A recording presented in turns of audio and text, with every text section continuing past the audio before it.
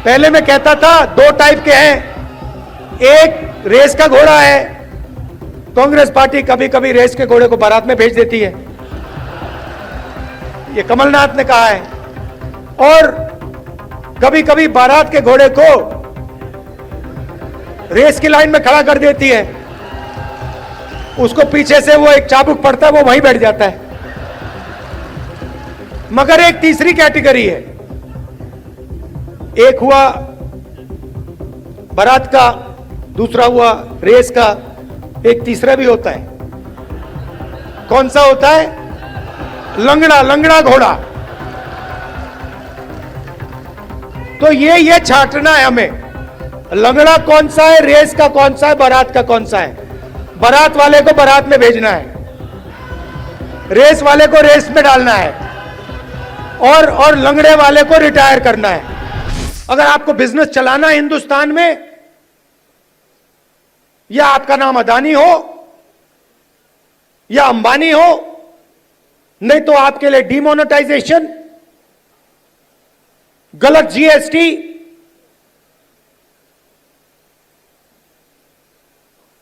या फिर आप उनके लिए जाके काम करो। जाति जनगणना पूरे देश को दिखा देगा इस देश में किस प्रकार से अन्याय हो रहा है, किसको फायदा मिल रहा है, किसको नहीं मिल रहा है। किसी को चोट लगती है, आपका कभी फ्रैक्चर हुआ है? फ्रैक्चर हुआ है, डॉक्टर ने आपको सबसे पहले क्या बोला? सबसे पहले बोला देखो भैया दिखा दो, एक्सरे करा दो। आपने उनसे कहा नहीं मैं नहीं कराऊंगा एक्सरे। अगर आप कहते मैं नहीं कराऊंगा तो डॉक्टर आपको क्या कहता? फोर्स करता। और अगर तब भी नहीं करते तो फिर लंगड़ाते हुए चलते रहते, और डॉक्टर कहता यार ये तो मतलब पागल है ना। तो मैं यही कह रहा हूं, पूरा देश जानता है कि दलितों को, पिछड़ों को, गरीब जनरल कास्ट को जबरदस्त चोट लग रही है। मैं सिर्फ कह रहा हूं देखो भैया एक्सरे करा लो, देख लेते हैं कि है क्या।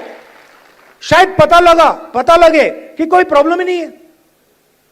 शायद जाति जनगणना के बाद पता लगे कि कोई प्रॉब्लम ही नहीं है, सब कुछ ठीक है। कॉर्पोरेट सेक्टर में हर वर्ग के लोग हैं, जुडिशरी में हर वर्ग के लोग हैं, कोई प्रॉब्लम नहीं है, ठीक है। मगर अगर एक्सरे से पता लगा कि टांग टूटी हुई है तो कुछ ना कुछ तो करना पड़ेगा ना। तो इसीलिए बीजेपी नहीं चाहती है, क्योंकि अगर जाति जनगणना हो गया तो ये इनका जो अदानी अंबानी वाला मॉडल है ये वहीं खत्म हो जाएगा। क्योंकि देश को पता लग जाएगा कि 90% को कोई फायदा नहीं हो रहा है, ये 5-10% को सारा का सारा हिंदुस्तान का धन जा रहा है, और जनता अपने आप खड़े होकर उसको रोक देगी।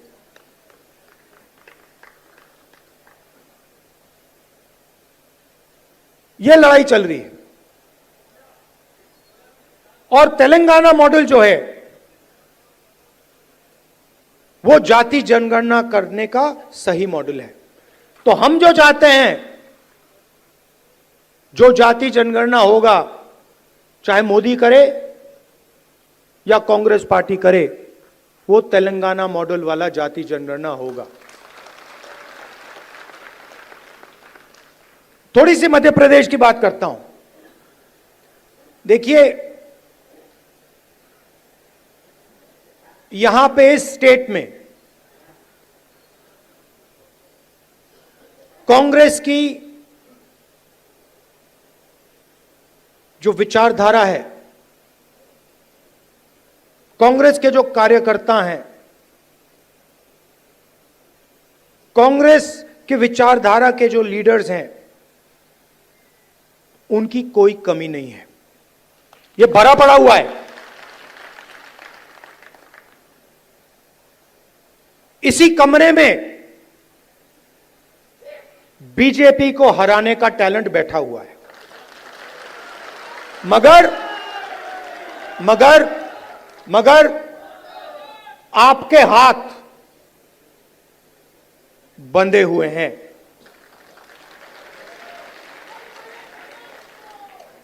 बंधे क्यों हैं? क्योंकि आपकी आवाज कांग्रेस पार्टी के संगठन में ठीक से नहीं सुनाई देती है।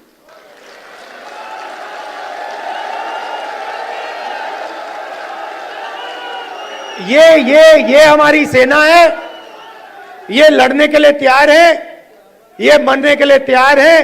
बीच में 2-3 लोग उल्टे सीधे बयान देते रहते हैं।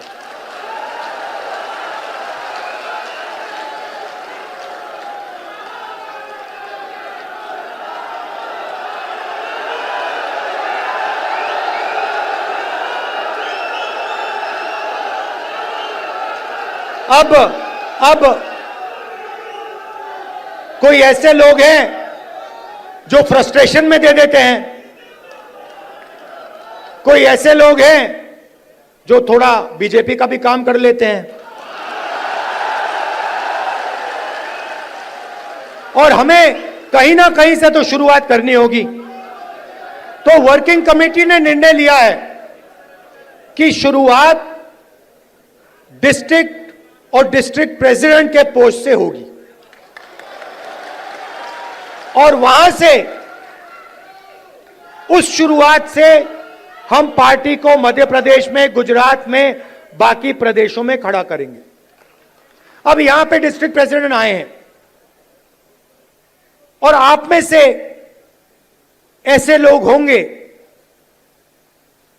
जो पूरी शक्ति के साथ, दिल के साथ कांग्रेस पार्टी के लिए काम करते हैं, और ऐसे भी लोग होंगे जो थोड़ा थक गए हैं या जिनका मूड ठीक नहीं है, जो ज्यादा टेंशन लिए हैं। अब रेस के घोड़े और बारात के घोड़े को अलग तो करना ही पड़ेगा, और पहले मैं कहता था 2 टाइप के हैं। एक रेस का घोड़ा है, कांग्रेस पार्टी कभी कभी रेस के घोड़े को बारात में भेज देती है, ये कमलनाथ ने कहा है, और कभी कभी बारात के घोड़े को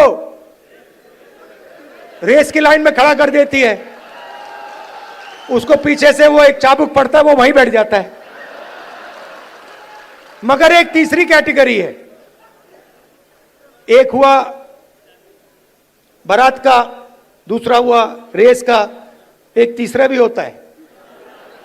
कौन सा होता है? लंगड़ा घोड़ा।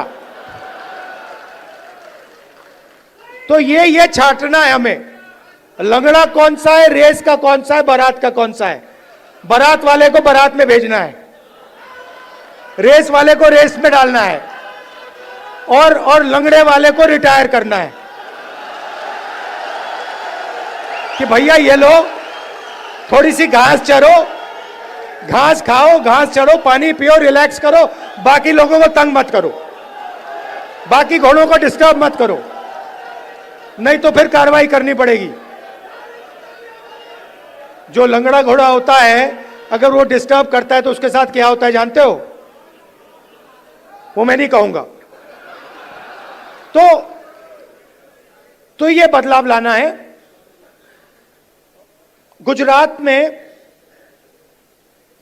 हमने नए डिस्ट्रिक्ट प्रेसिडेंट्स चुने, दिल्ली से ऑब्जर्वर आए, एआईसीसी से ऑब्जर्वर आए, गुजरात के नेताओं के साथ वो हर डिस्ट्रिक्ट में गए,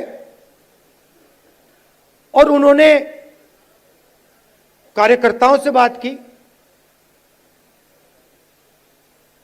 लोगों से बात की, नेताओं से बात की,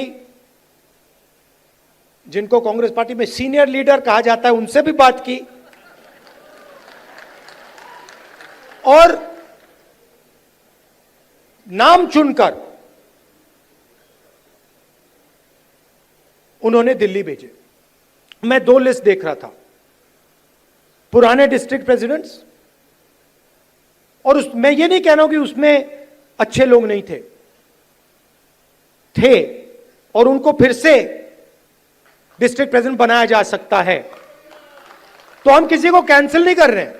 अगर आप अच्छा काम कर रहे हो, जो यहां डिस्ट्रिक्ट प्रेसिडेंट बैठे हैं, अगर आप अच्छा काम कर रहे हो, आपको कोई घबराने की जरूरत नहीं। मैंने वो 2 लिस्ट देखी, जमीन आसमान का फर्क है। एक लिस्ट कहना नहीं चाहिए, मगर सीनियर नेता के असिस्टेंट,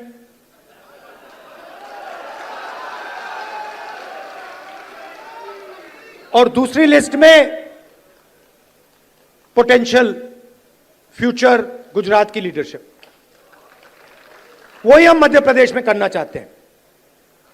और अगर हम ये नया बदलाव ला रहे हैं, तो ये सिर्फ डिस्ट्रिक्ट लेवल पे नहीं रुक सकता है।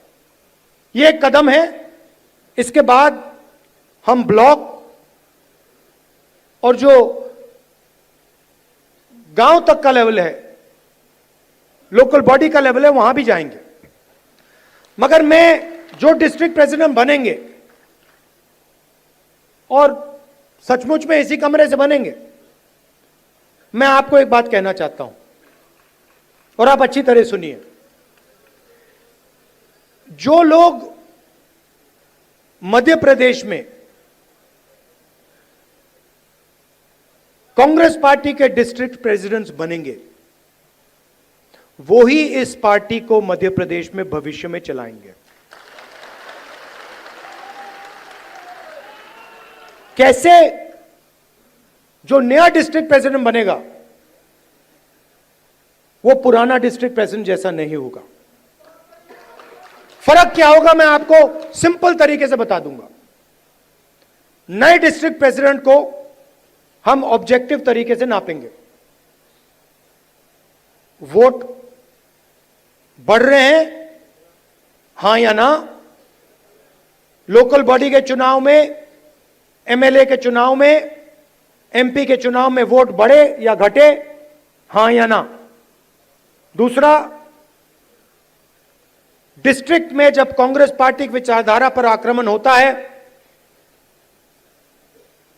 किसी दलित को, आदिवासी को, पिछड़े वर्ग को, गरीब जनरल कास्ट को, महिला को मारा जाता है, पीटा जाता है, दबाया जाता है, माइनॉरिटी को मारा जाता है, पीटा जाता है, दबाया जाता है, कांग्रेस पार्टी क्या वहां खड़ी मिली या नहीं मिली?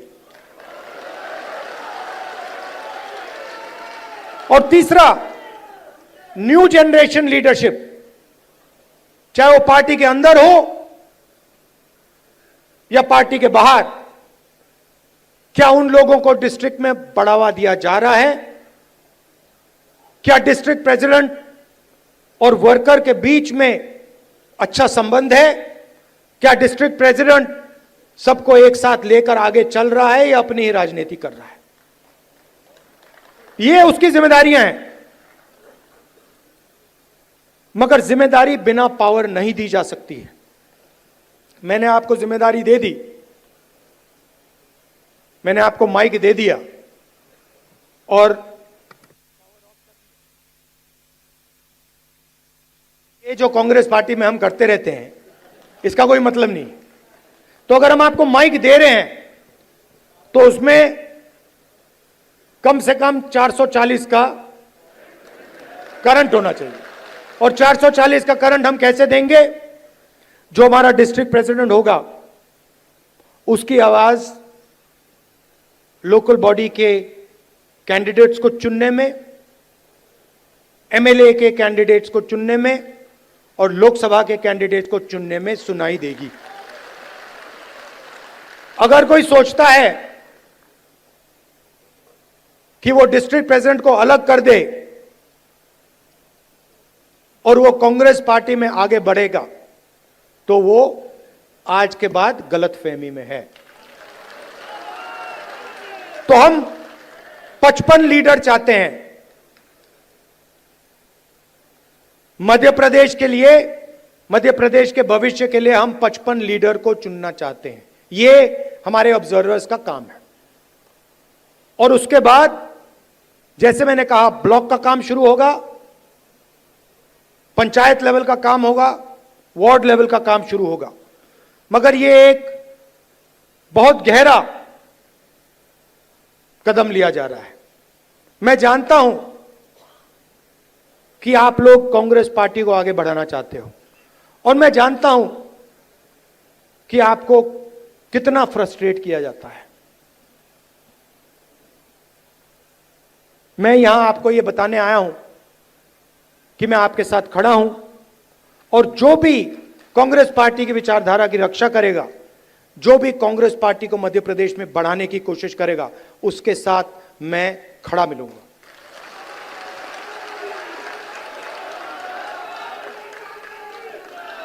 मध्य प्रदेश में कांग्रेस पार्टी की कोई कमी नहीं है।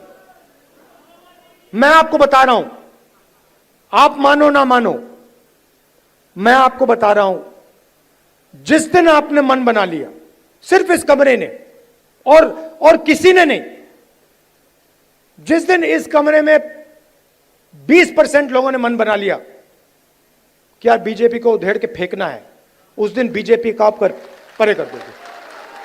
मेरी जितनी भी जरूरत होगी, जहां भी आप मुझे ले जाना चाहते हो,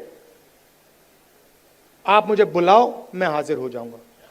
आप सबका दिल से बहुत बहुत धन्यवाद।